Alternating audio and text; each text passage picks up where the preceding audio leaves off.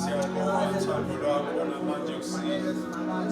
Siyabonga uNkulunkulu wethu oyingcwele lowethembekile. Siyabonga uNkulunkulu wethu oyingcwele longagucuki. Siyabonga uNkulunkulu wethu oyingcwele lohlele esihlalweni sebukhosi. Uthando lwakho Babe luyamangalisa. Uthando lwakho Babe lujulile. Kude lapho singaya khona Babe singakhali. Noma singaya emkhathini Babe wemhlaba nelwandle. Uthando lwakho lukhona. Noma singanyuka Babe siye ngentuluko emafu. Uthando lwakho lukhona. Noma singahamba emagumba amanomhlaba. Uthando lwakho Nkosi solukhona. Uthando lwakho Babe lujulile. Uthando lwakho Baba ulukhuluma kuphela kodwa Baba uyalikhombisa.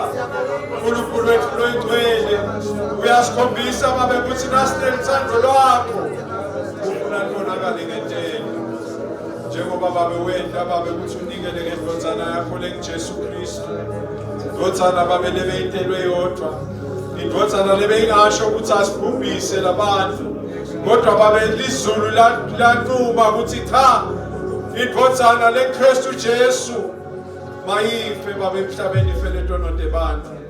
Kungako Baba namhla sinalethemba lekuthi ngekukholwa kuwe Jesu Kristu ntononde ethu Baba tiyahlandwa, ntononde ethu tiyasuswa, ntononde ethu tiyagezwa, ntononde ethu tiyathethelelwa. Baba entwele sikhohlwe ngalokusemuva sibheke nakulokusha Baba losithembise kona. Kaze Baba kwavela inkinga ukuthi Baba thina sikubona. Kodwa Baba siyabonga ukuthi wena Nkosi uyasemvulela ngelivi lakho simakathe nelabhalwa labhalelwa thine ukuthi Baba namuhla Baba kum-2026 kumakwalala singakhuluma ngethando lwami loyindaba. Vula Baba inhliziyo tethu, thulisa Baba ingqondo tethu, silalele livi lakho simakathe sithi singaliva Baba bese siyaliphila. Wendele buhle Baba nekudunyiswa kwegama likaJesu Kristu mphelo wethu. Amen. Hallelujah. Hallelujah. Sanibona bazalwane kusihlwe egameni laJesu Kristu. Hallelujah. Siyabonga abangcwele ukuthi namhla abathandekayo siphumelele kuba khona enkonzweni. Hallelujah. Vusele umfundisi Jele egameni laJesu Kristu. Vusele bonke bobabe labakhona egameni laJesu Kristu. Vusele bomake labakhona egameni laJesu Kristu. Vusele masikila dance lakhona egameni laJesu Kristu. Vusele labasha egameni laJesu Kristu. Vusele i-children's ministry egameni laJesu Kristu. Vusele i-praise team egameni laJesu Kristu. Vusele i-band. Hallelujah. Bese ke bazalwane ngivusele ema-guests. Hallelujah. Ema-guests ethu. Hallelujah. Sithi ke la khaya ama-guests don't feel at home but be at home.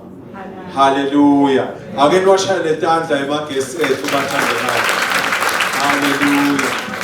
Bese ke bazalwane ngicela ngingedana nayi section nayi. Ngivusele losilalele egameni laJesu Kristu.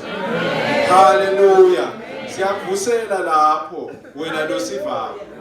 Hallelujah. Bathandekayo njengoba besiphumile lapha bathandeka sihambe singena sivusela abantu baNkulunkulu. Bashilo labantu baNkulunkulu bathi wo nisho lapha ethendeni kahambe sathi yebo. Bathi hayi siyaniva. Hallelujah. Bathi nje siva kahle nje. Siva ngathi nje silakhathi. Lokusho ukuthi ke bazalwane vele bayasiva. Manje khona le ngibabona bavuma kakhulu angathi noma ngikuyina labasiva. Hallelujah. So ngiyavusela bathandekayo egameni laJesu Kristu. Siyambonga uNkulunkulu bathandekayo ngemsebenzi la wendaba. Hallelujah. He is doing a new thing. Akaqala itolo, akaqala last year. Kathi aqala. Hallelujah. Inkinga ukuthi umuntu lento akayiboni. Kodwa nje kancane uNkulunkulu lento soluyayiveda. Solo uyayiveda. Ngakho ke sithi God is doing a new thing. Hallelujah. Ngicela abazalwane sivule encwadzini yaJohane sahluko 8. Hallelujah. Ngicela ukuthi lo mfundzela ngeSiswati aqale lapha ku verse 2. utawugcina ku verse 11. John chapter 8 verse 2 to 11. Hallelujah.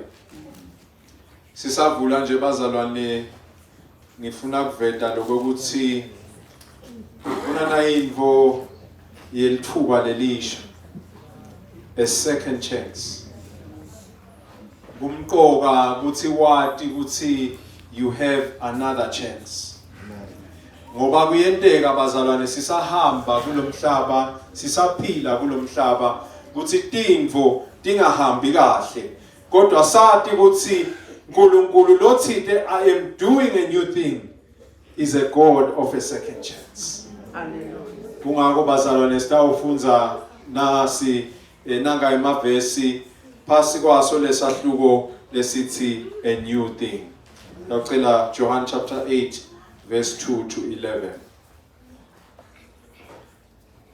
Ekuseni ngeluvivi wabuya weta ethempelini. Bantfu bonke beda kuye. Wase uhlala phansi uyabafundzisa. Kepha tati temthetho nebafarisi baletha kuye umfati labe bambambe aphinga. Beta bamfake ekhatsi. Bathi kuJesu, "Mfundisi, lo mfati ubanjwe aphinga. Emthethweni Mose wasiyala ngebantfu labanje kuthi bafanele bagcotshwe ngematshe baze bafe. Wena ke uthini?" Phela bakusho lokho bamlinga kuze babe nesizathu sekummangalela. Kepha Jesu wesuka wagobonzela wabhala ngemuno emhlabathini. Bathi basambuta ngalokho, wavuka wathi kubo, "Lode sono emkhathini wenu, akaqale kuqala amgcobele litshe." Waphindza wagobonzela wabhala phansi emhlabathini. Bathi nabakuva lokho, baphuma ngamunye ngamunye, kwaqala labadzala kwaze kwaba wekugcina.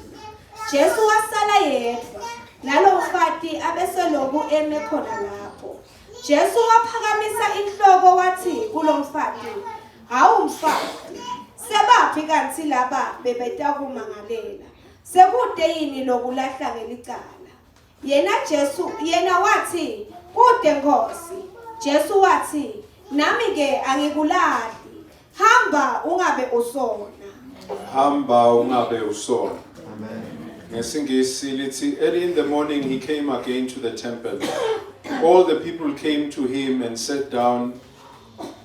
All the people came to him and he sat down and taught them. The scribe and the Pharisees brought a woman who had been caught in adultery, and placing her in the midst, they said to him, "Teacher, this woman has been caught in the act of adultery. Now in the law, Moses commanded us to stone such women. So what do you say?" This they said to test him, that they might have some charges to bring against him. Jesus bent down and wrote with his finger on the ground.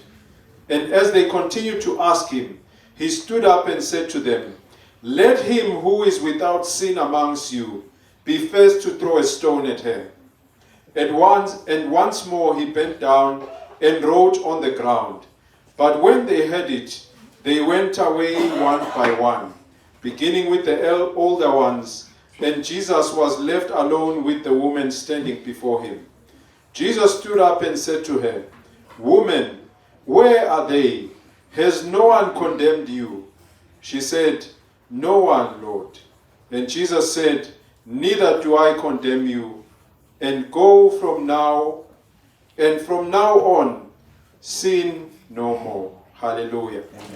Livi lasmakathe le bazalwane libhalelwe thine, lilungela thine futhi liphilisa thine. Kube ngangiloma ke lo bengamvula number 60 emachilongeni. Kube bengingiloma ke lo bengingamvula number 60 emachilongeni. Ngoba nawubuka naku becetha kwenteka kuye. Naye for sure bekati imangala kokuthi ingabe ngiphunyule kanjani. Lapha bathandekayo itolo sikhulume ngekuthi uNkulunkulu is doing a new thing. uthi uNkulunkulu nakabhala lamagama awakhuluma kuIsaiah uthi ngabe lento niyayibona yini ngoba seyiyavela lento lensha sithite nguKristu Jesu lo letha isinziso kumuntu mane lesimnakako bathandekayo ukuthi ngalesikhathi la yabhalwa khona lencwadi ngeIsaiah beka sengaveli iKristu manje akakaveli nje sinaka ukuthi noma kunjalo bantwana bakaNkulunkulu bachubeka bamkholwa uNkulunkulu ukuthi lokhu lakushito ukuthi yena wenda into lensha letawuvula indlela ehlane akhe imifula nasendzaweni leligadvule itawendeka ngisho ngoba nabo Jeremiah befika babhala kuthi lo uNkulunkulu uthi yebo ngidanikelela kulebe tive kodwa mina nginemasu lamahle ngekuphila kwenu baqhubeka nabo Daniela bayithatha lendzaba bathi noma bafika eBhabhiloni sekuthiwa uthi lapha lenkosi yakulendzawo asiniphe nakudla bathi bona cha mfowethu noma ngabe kunjani cela uyitshele noma kube kithi ukuthi thina ngeke sikwende lokhu ngoba lokhu kuthi asiphambatisa nalentsandvo yaNkulunkulu usemsebentini uNkulunkulu khona into la yendako babambelela labafowethu bakhona leBhabhiloni bathi bantwana bakaIsrael sebakhululiwe sebabuyele eJerusalem balidwa boEzra nabo Nehemiah nabo Joshua nabo Zerubbabel bathi bona bafuna kuyawakha iThempeli tefika tinkinga baphindze bathandaza kulo uNkulunkulu ukuthi Nkosi njengoba wawuthe wena utasibuyisela emuva thina sesithembe wena yaqhubeka lendzaba bazalwane and then over 2000 years ago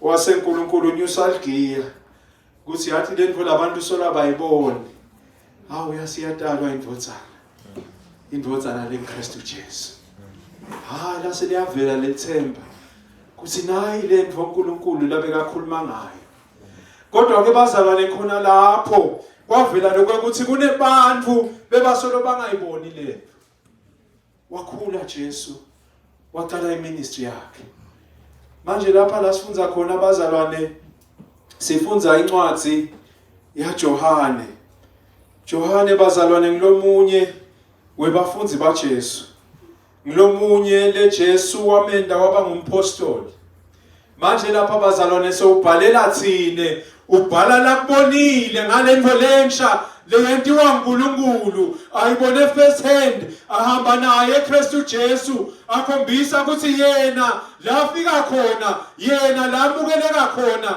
kuba nekuphila ngoba uNkulunkulu ukuphila sithe bazalwane na uhamba naNkulunkulu konke lokukufa konke lokukubola kuyakhwesha ngoba le nature yakhe ithi nakunaye kuba nempilo nakunaye kuba nerevival nakunaye there's a refreshing ukhona ukubona ukuthi yathi itolo ngiyabona ukuthi hayi manje bengikanje kodwa nyalo njengoba ngihamba naKristu njengoba ngitinikele kuye impilo yami ngiyayibona iyashintsha ngiyadiva ngiyakhula enkosini uyabhala ke Johane lana bathandekayo ubhala na indzaba nginaka ukuthi bazalwane singakavuki lendzaba kuJohane chapter 20 verse 30 na 31 uyabhala Johane futhi angathi Johane wenta njani lendzaba ukuthi le purpose yale ncwadi yakhe uyibhala legcineni uthema ke mabuza lapha ufunza Johane nawe ifunza kwaqala uthi ayifunze so uyasho Johane uthi hey bazalwane uyathi bekukuningi lebengakubhala ngale ngubonile ngana into lensha levela ngaKristu Jesu kodwa ngathi uthi lele nginitshele kona is sufficient for you to believe and continue believing in Christ Jesus because he's doing a new thing. Hallelujah. La sifunza khona ke bazalwane kunenkinga yekokuthi lapha kunalabantwana bakaNkulunkulu lebekufuna ngabe bayibonile lento nayivela ukuthi nayi ke lento uNkulunkulu abekhuluma ngayo kodwa lapha sikhanza simo na ubuyela ngale chapter 7 Jesu uyayiveta lendzaba ukuthi umbani utele ini kodwa labantu lekufuna ngabe bayakuqonza lokho abaqonzi bayamphika bamphika ngangoba kwefika lapho sebaqabana khona kwaphose kwasuka ingqushu kodwa Jesu angijesu wakhona asaphume lapho nginaka ukuthi ke lapha ekuqaleni nawufunza lo chapter 8 lithi wase uya in the Mount of Olives amathi noma abehlala khona enibazalwane noma belala khona ngoba lendzaba ya Jesu isimanga yathi Jesu kuthi la utawuthi khona nako khabo Jesu noma nayi ungasho sikhabo Jesu ngoba ungafuna lendlu yabo Maria na Joseph kodwa indlu ya Jesu yena ngeke uyithole lapha kuvela ukuthi yena waya enthabeni emncumo and then the next day wavuka waya etempelini hallelujah manje bazalwane ngiyanaka ukuthi lana lenvo lensha itelekta usifundisa ukuthi la sihleli khona nasingakabemukeli iKristu kufana nekuthi silahlekile manje lithi lapha lelivi lasimakathe lapha kulo chapter 2 early in the morning he came again nagalo again to the temple hallelujah and all the people came to him and he sat down and he taught them hallelujah njengoba bazalwane besiphumile nje namhla sihambisa letindzaba letimnanzi Kristu bekasinakathola lithuba abona abantu akhulume ngalombuso wasezulwini akhulume ngalento lensha kuthi bantu uNkulunkulu ubheke ukuthi ngalomusa la uvetile insinziso lekhona ubheke ukuthi bayithathe bakhweshe sonweni ngoba sono siyamkhweshisa umuntu uNkulunkulu and umuntu akakhwesha uNkulunkulu kusho ukuthi uyafa ngoba le presence yaNkulunkulu ayihlali la kunesono khona so ke lapha lithi lelivi bekabafundzisa Jesu hallelujah bese ngiyanaka abazalwane ukuthi hey sinenkinga yemafayela hallelujah sinenkinga yemazalwane yemafayela lapha Jesu ufundisa nabantu ubafundisa ngembuso wasekhaya ezulwini ngicela umfundzele sisitholile verse 3 to verse 6 ukuthi sekwentekani manje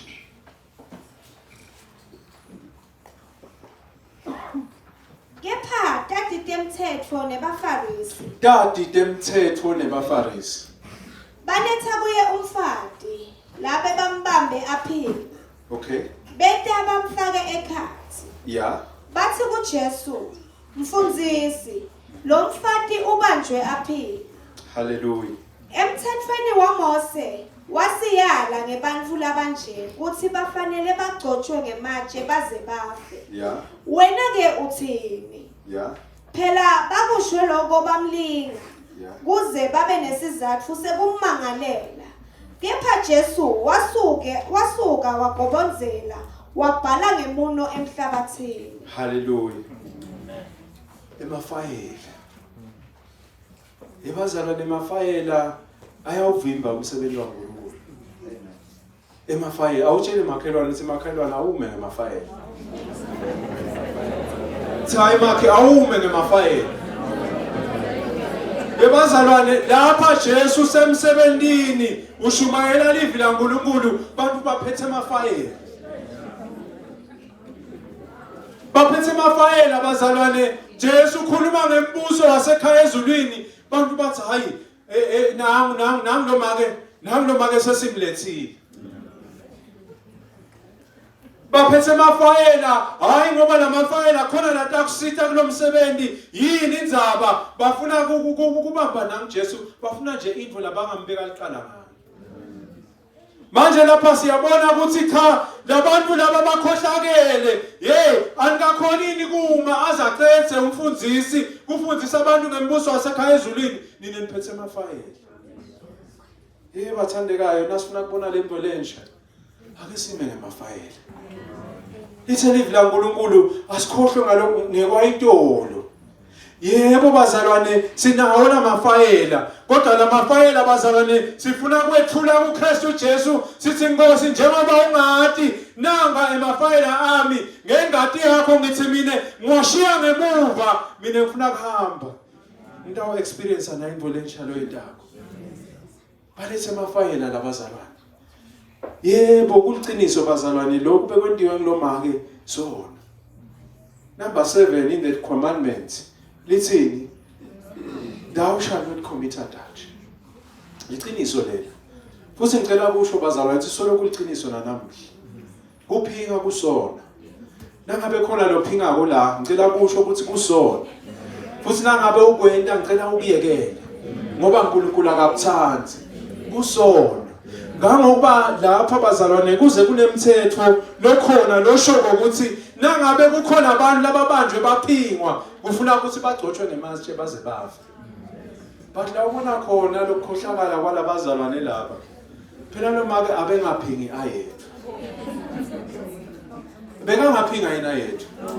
So uyabona ukuthi hayikhona mani nini anikethi ngenhlitiyo lehlobile nini kukhona umkhonyovu leni ufihlile. Iphi le ndoda? Manje ke kuthiwa lapha Kristu Jesu awu Nkosi yami wasuyakubonzela. Umthala wetinsuku kuthiwa wasuya ubhala ngesandla emhlabathini. Ngathi na ucabanga lendzawo lapha bakhona khona akusiyo indzawo lebonakala inemhlabathi lothambile. Kodwa ngazi ukuthi ngoba uKristu Jesu wasinakathinza ngalomuno nalomhlabathi nawo walalela.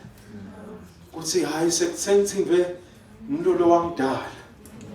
Wasuyabhala Kristu Jesu laphansi. Asathi bazalwane ukuthi wabhala ini. Kuphindze kube simanga nakona lokho. Lokuthi uNkulunkulu na Jesu namoya loyingcwele all they do is talk. But kude la akabhala khona Jesu. Lesingathi nali leliphepha wabhala ngephenda. Akuzange sekwenteke lokho. Kristu ukhuluma nemuntu bese umuntu uyabhala. Leni ngoba yena emavi akhe angiyebo amen. Whatever he speaks will never change. So akadzingi ukuthi azabhale phasi for your proof. But udzinga ukuthi wena uve bese uthathana la kushilo so uhamba nako. Uyabhala Kristu Jesu la. Manje inkinga ngilokuthi asathi ukuthi wabhala ini. Mhlambe wabhala lo mthetho lele ngiyushoko weMaleviticus 20 verse 10. Ungamfunza na ufuna kodwa ngicela ukuphangisela ngiufunze. Uthi if a man commits adultery with the wife of his neighbor, both the adulterer and the adulteress shall be put to death. So laba baphethe amafayela laba with bad intentions. Kodwa Kristu ngoba uyathi ukuthi mina I am this thing, this new thing. KuNkulunkulu livetile kusindisa umuntu. Uthi Kristu Jesu nangabe ndawo usebenzisa umthetho. Uphi lo lomunye? Asathi bazalwane. Ngente ngakube washo lokho noma kumbe wabhala lokho Kristu. Manje bazalwane nginakalana ukuthi lapha phela abazalwane kuthiwa laba bekungetati temthetho. Bantu lebekufuna bayiqonze lenzaba ukuthi Kristu Jesu so ukhona utele ini. Kodwa nale tati imthetho nato kwangathi tididekile. Dona timcoka ngaloko ukuthi hey lo muntu lona simcondzisisi ake sifune indlela yokuthi singambamba kanjani kuze so discreditana kula kwendaba. Manje uNkulunkulu angiKristu uyabathi sibacabanga. Sebayabuta ke uyabuta ke lapha noma kumbe ubanika i-challenge. Uthi ke Kristu lapha ngicela umfunzele verse 7. Bathi basambuda ngaloko. Hallelujah. Wavuka wathi kubo, "Lode sono emkhathini wenu." Hallelujah. Akaqale kuqala amgcobeke litshe. Hallelujah. Cela uqhubeke verse 9. Waphindze wagobonzela wabhala phansi emhlabathini. Bathi nabakuva lokho baphuma ngamunye ngamunye. Kwaqala labadzala kwaze kwabawe kugcina. Jesu wasala yedwa nalomfati abesoloku eme khona lapho. Hallelujah. Lapha Jesu sokubanika i-challenge la. Uthi nangabe kukhona kini longazange sekone akabe nguye loqoba kuqala. Leni bazalwane ngoba uNkulunkulu akafuni emafayela. Lapha ngalamafishane eKristu Jesu uthi umuntu ngesimo sakhe umuntu losoni. Kungakho Johane nakabhala ngale ku1 John chapter 1 uthi nangabe uthi wena awunasono shokuthi Jesu umuntu umcambi manje. Hayi ngoba athi Kristu mhlambe wena wonile cha usho ukuthi le nature yakho by itself is sinful.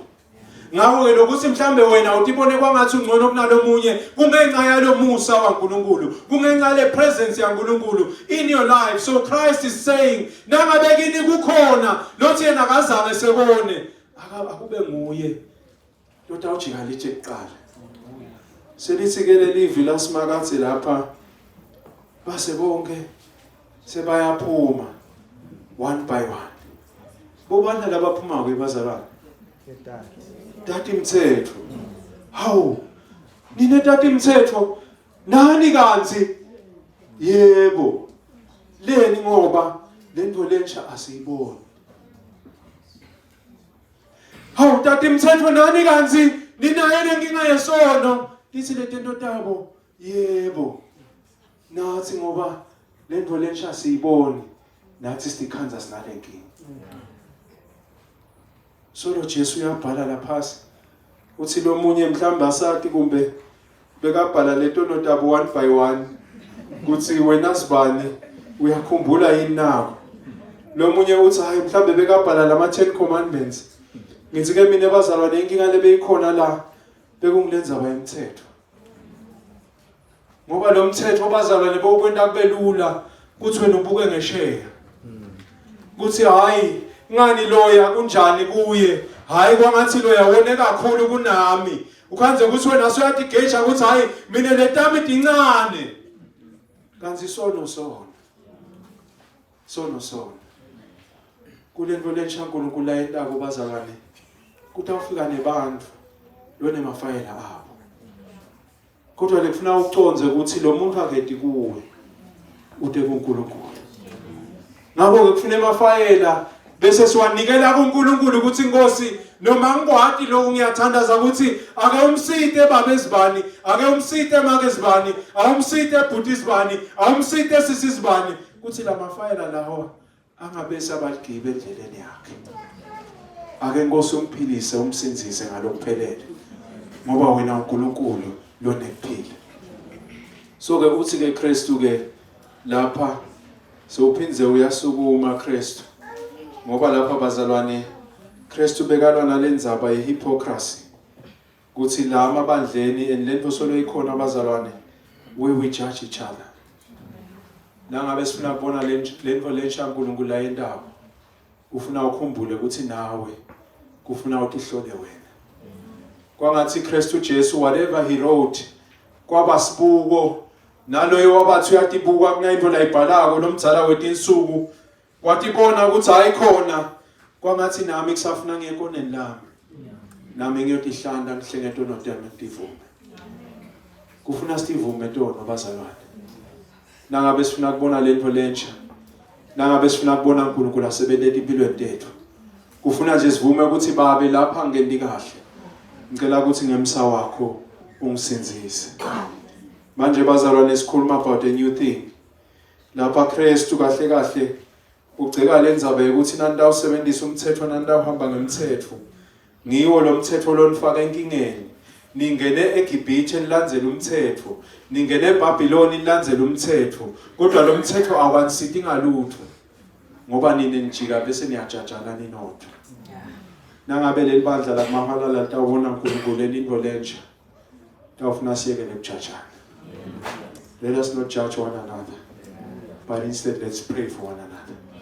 Instead, let's encourage each other. Instead, let's give each other strength. Let's support each other for the glory of the kingdom of God. Bese yaqhubeka lapha lendzaba bathandekayo. Uthi ke Jesu lapha, woman, where are they? Has no one condemned you?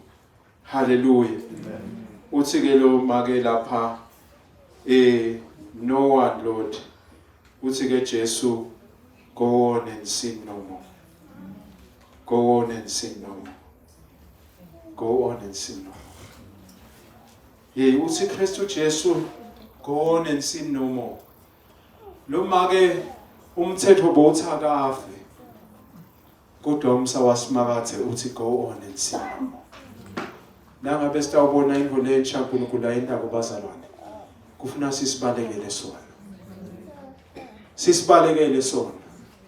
Sikhweshe kulokubonakala kukubi ngoba uNkulunkulu ufuna sihlandekile phambi kwakhe uthi kulosisi go on and sin no more.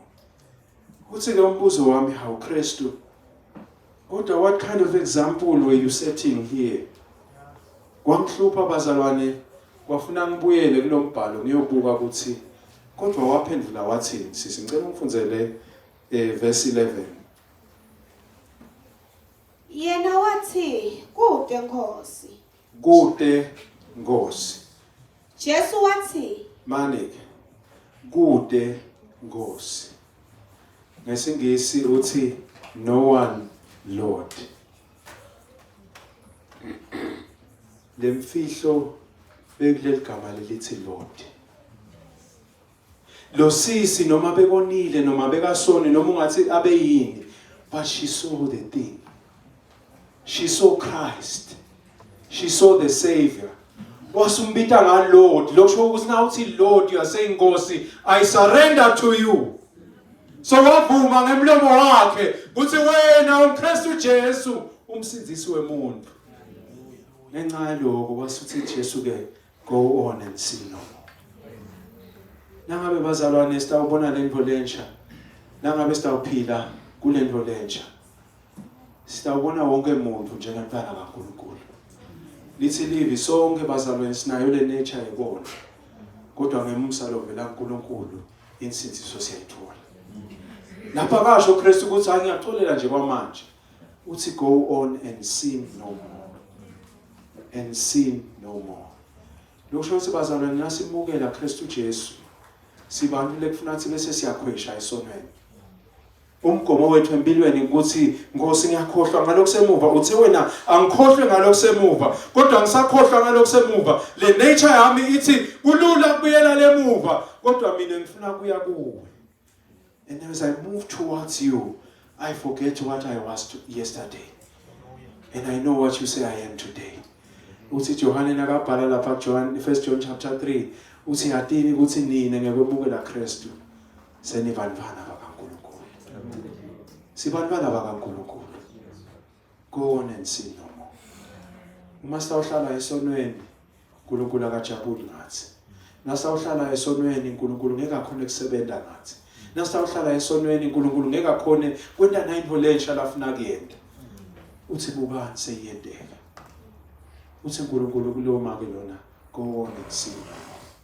Hayi ngoba bekangakoni lo bekonile yebo. Kodwa wasuyarealize ukuthi sekufike lo mdzala wetinsuku. Lo tele kutawusindisa umuntu. Uthi lo mbuzo namhla, ingabe wena Kristu uyambona yini in your life? Ingabe lamafayela abantu labangaba nawo nawe sokwamixile inkuye. Ngoba uyawathi Kristu lamafayela kusuke ukuthi akawathi. Kodwa nje ufuna ukuthi mina nawe sithi Nkosi nanka lamafayela uyawathi wena. Ngicela manje ungixolele njengenkosi nemsindisi wokuphila kwami. This is the new thing uNkulunkulu afuna kuyenda. Kusinzisa umuntu. Kusonzeta umuntu uNkulunkulu. Nase kwenye kanjalo bazalwane lo mhlaba utawuguquka sitawubona tinvo timanga tinvo letinkulu la emhlabeni ngenxa yokuthi bantu bafuna uNkulunkulu. Kodwa ke bazalwane singakathandaza sengifuna ukuthandaza kube sekuyangihlupha lokuthi kodwa Johane lekugcineni uthe wena betithi niki tinvo longatibhala why ufake le story sanangimake lophingile. Kwase kuyavela bazalwane ukuthi nawubuyela ngale Old Testament nakukhulunywa ngetithixo uNkulunkulu abekubita ngekuphinga. So this message is not just about this woman who's caught in adultery, but it's about Israel. Lo washiya uNkulunkulu wakhe wase ukhonda tithixo. Lokusho ukuthi bazalwane nasifunda le verse nawubuka lo make, it could be me and you. Ngalesikhathi sesimshiyile uNkulunkulu. Ngalesikhathi sesibeke amathemba ethu etintweni letinye. Ngalesikhathi sesingamfuni yena. Ngalesikhathi sesingasamlambeli yena. Ngalesikhathi sesingafuni kumsebentela yena. Nawe utawufana nalo make lophingako. Ngani ngoba uNkulunkulu ufuna sikhonde yena yedwa. I am doing a new thing. And it is springing forth. Do you see it? I will make a way in the wilderness. Rivers will flow in the desert. Ngani ngoba lo mdzala wetinsuku. So wenta tonke tintfo tibe tinje. uNkulunkulu angayishintsha impilo yakho. Akhathalekile ukuthi sekwendeke na, akhathalekile sowengce kuphi, akhathalekile ukuthi uhamba kuphi, kodwa nje inhlitiyo yakho nayithi Nkosi ngiyadinikela. Uthi lo make lophengelelana, no one Lord. Wase uthi Jesu, go and sin no more. He is doing a new thing. Can you see it? Do you believe it? And do you accept it? Do you want to be a part of it? Ngabe uthi yebo. As precious on it. Ngoba uNkulunkulu akasithandi sona. Cela sukume sitothandaza.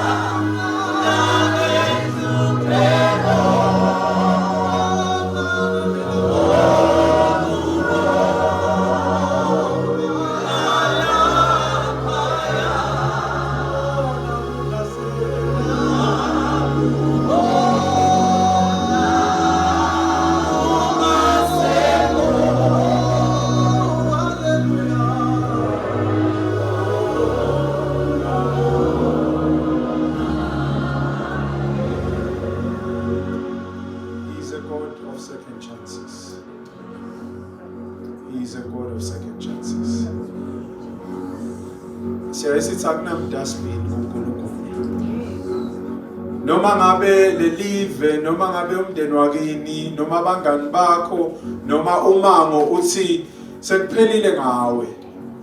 Kodwa ngicela kusho namhla kusihlwa ukuthi kuNkulunkulu he is doing a new thing.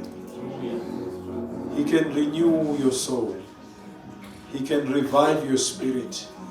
He can heal you. He can deliver you. He can protect you. He can save you. He can give you strength. Because he is God. He is the creator of all things. Lapha umthetho bomlahla lomake. Kodwa Kristu lo wabona na inhloso yalamadvodza. Wawasebenda lamadvodza. Kodwa kulomake wase uletha insindiso. Angathi ukuthi wena yini kuwe lekuvimbile. Ngoba nakunala mafayela ngisho noma sesithi ake siphume siyawushumayela bese lengcondo ithi ikhumbule emafayela. Kanti la mafayela nasowashiya enkosini akusenandzaba lokho. Umuntu ungamtshela ngesibinzi ukuthi cha mfowethu, that is who I was yesterday. But I met a man named Jesus Christ. And he is my Lord now. And he forgave me for all my sins. And gave me a new life. And gave me new boldness. And gave me courage. Ukuthi ngisite nalabanye. Mhlambe lo lophethela amafayela akho nguye lo lodzinga usizo. Ngakho ke naso uconza ukuthi Kristu Jesu ngumsindisi webantu bonke. Ngente kugcine umsida naloyo lophethela amafayela akho. Sivale mehlo ngicela sinangabe khona lothi nje Nkosi ngicela nje namhla kuvuma ukuthi kukhona lokukhona lokungivimba konkosi ukuthi ngingakhoni ukukhonda wena futhi ngiyabona ukuthi kuna into lenhlalo yendabo kungagcine kungihlupha endleleni yami. Ngicela la ukhona sivale emehlo phakamise isandla nangabe uyakhona sitawukhuleka kunye nawe. God is doing a new thing. La kunaNkulunkulu khona kunebungcwele. Bungcwele busho ukuthi isono asihlali lapho. uNkulunkulu ufuna kusebenza. Empeleni yena uyasebenza ukuthi ufuna kusebenza ngawe nawe. Manje kunanasono lesihleli emkhathini. Lokho asikusho because we want to judge. Because who are we to judge? Nathi sinawo amafayela kodwa sawandikela kuwe. Wathi uNkulunkulu sikhohlwe ngalokho semuva. Sibheke nakulokusho. He is doing a new thing. And it is here. Do you see it? Do you believe it? Nawe angakuthethelela amacala akho nentono takho nangabe tikhona. Nawe angakuvusa kuvuselele emoyeni. Cale kabusha. Because he's a God who brings life and who gives life.